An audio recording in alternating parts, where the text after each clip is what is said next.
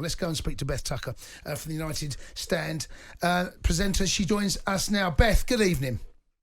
Good evening. Nice to talk to you. Thank you for your company, Beth. You just heard the package there. This has been dragging on. It feels perhaps there's a little bit of a stalemate. Chelsea value him at a certain price. Man United value him at a different price.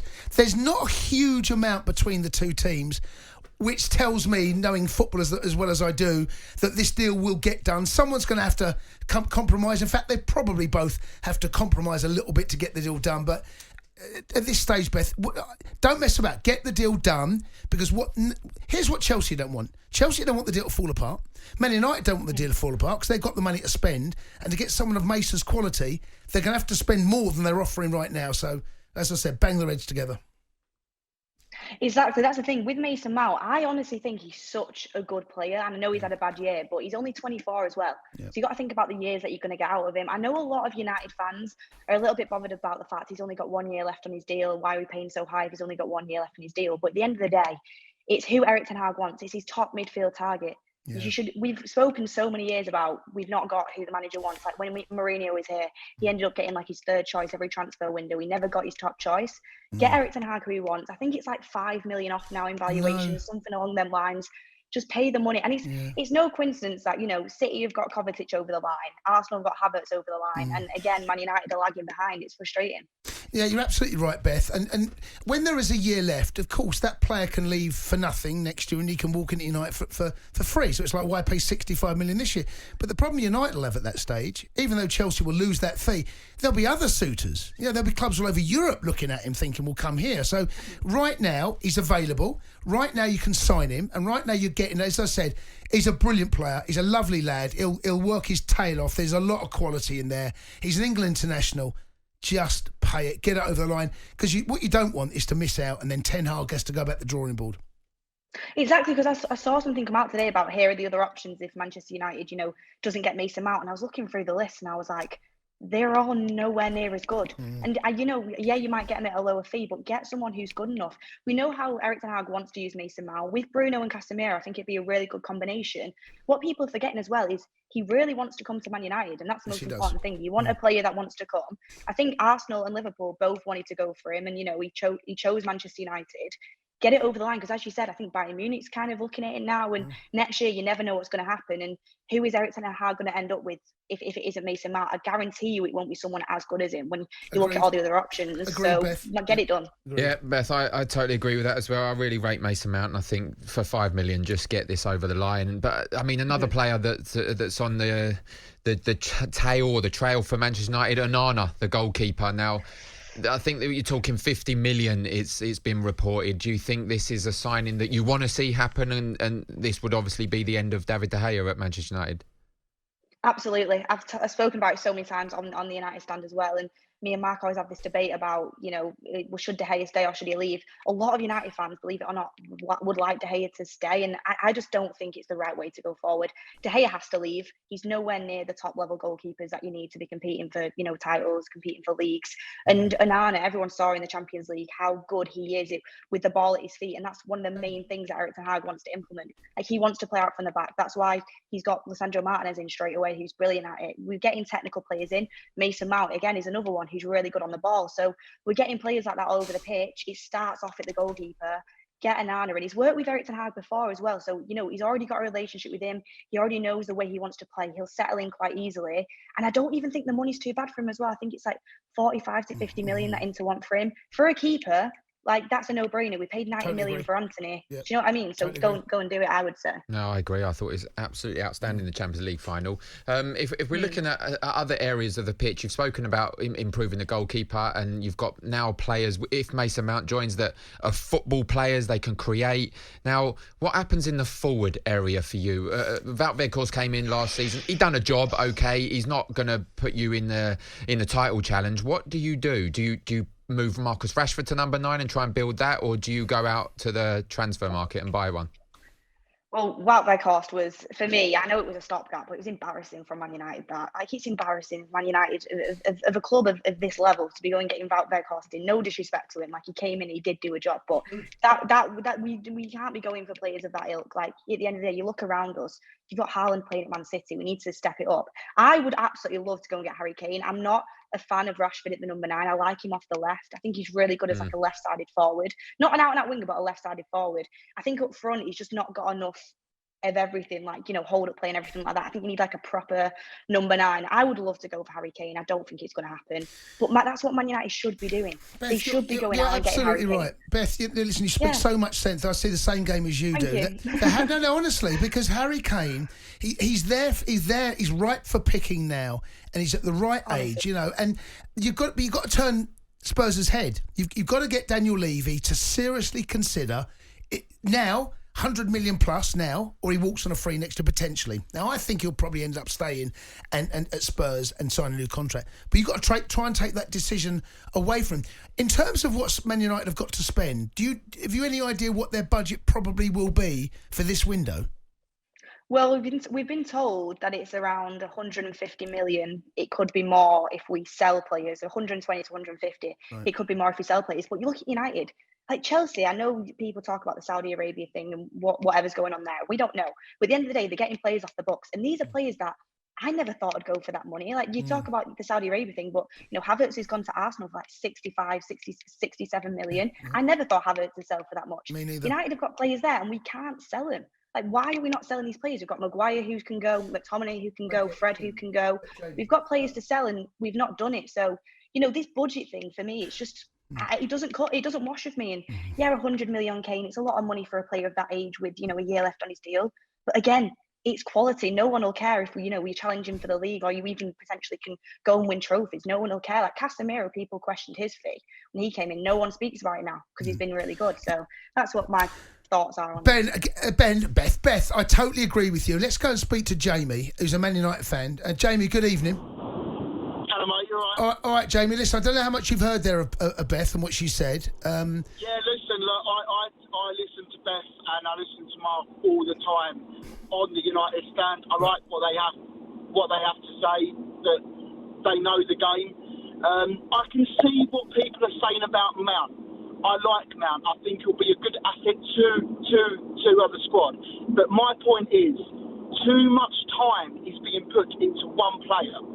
He's not our main target. Our main target is a striker. That's what we need. And we have absolutely made no effort to make any bid for a striker whatsoever.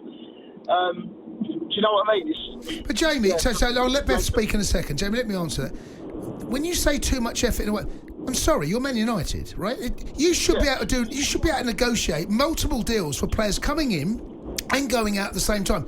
You can't pretend to me that only one conversation can take place because there's not enough people working at the club with. You can have a conversation about Victor Osimhen. You can have a conversation about Mason Mount. You can still do a none. All of this can happen at the same time. Plus, you can be moving players out. That to me is an argument that I wouldn't accept. Brilliant point you made there, Jamie. Beth, do you want to comment? I mean, I completely agree with what you're saying in the fact that I agree with both of you. Man United, we've been poor at this for years, and this is why I can't wait for the ownership situation to, resolve itself, and hopefully, we move on with a different set of, people in charge. Because you think about it, and Man United should be able to do all these things at once, but we can't do all these things at once, and it's holding us up in the transfer window. Last season, I mean, we didn't get anyone in properly. I mean, we got Malacia in July, but we didn't get anyone in properly until August. Casemiro wasn't in for the first couple of games. Anthony wasn't in. Why are we this late? You look at City, they got Haaland in straight through the door last season, straight away. They wanted Kovacic, they went and got him.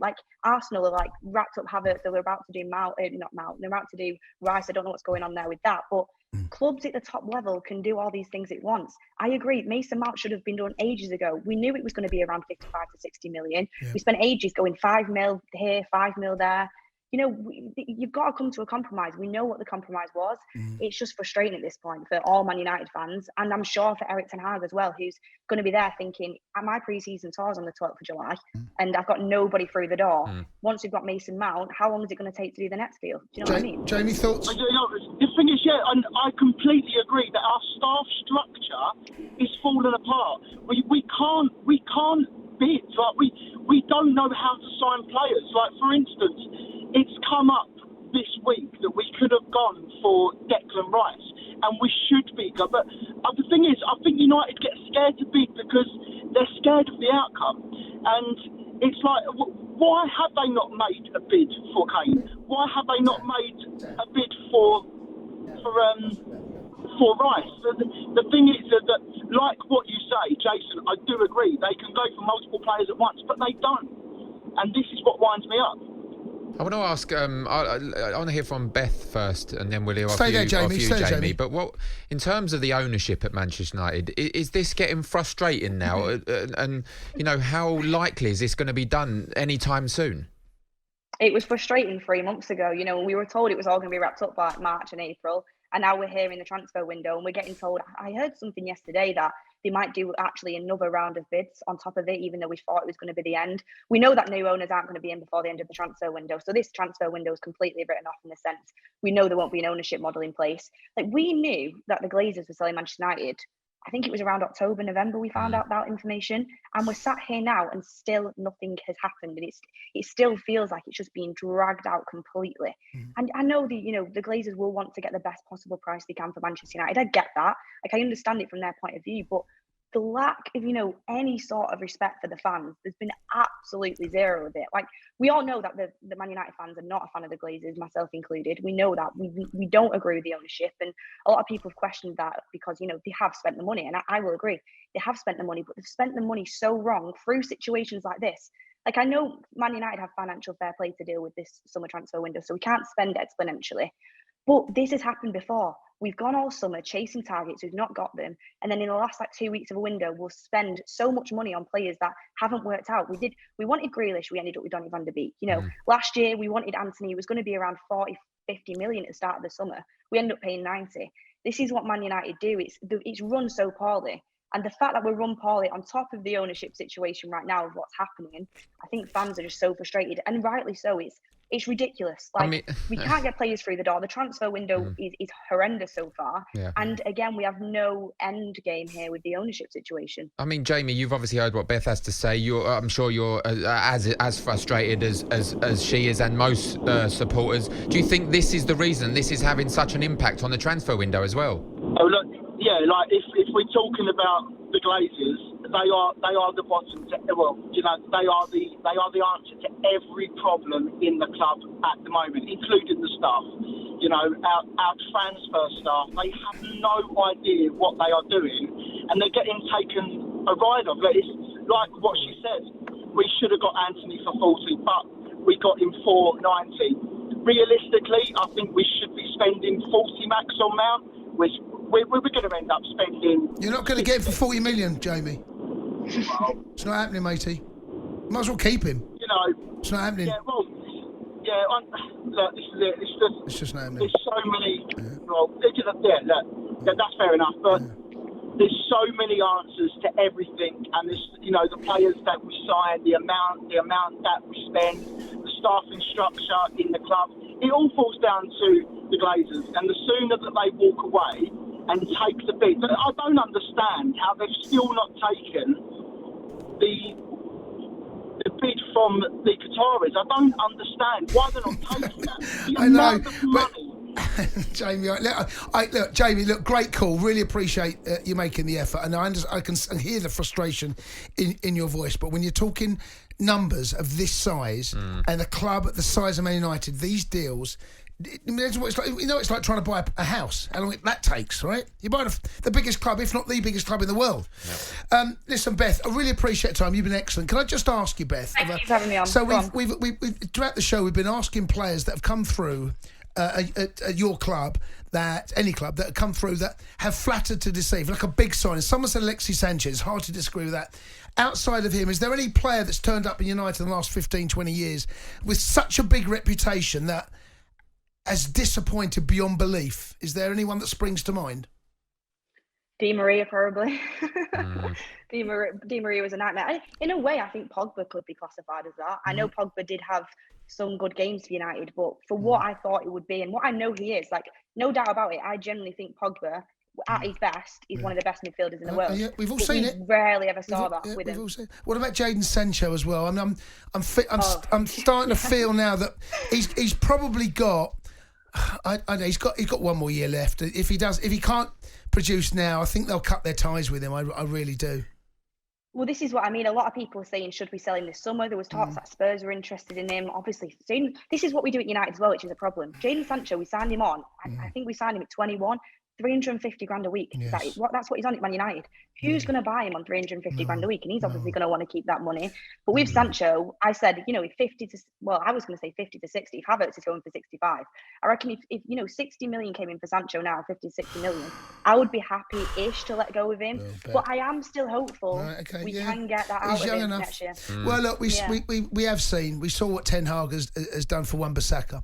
He's turned him into an excellent right back, like a top draw right back.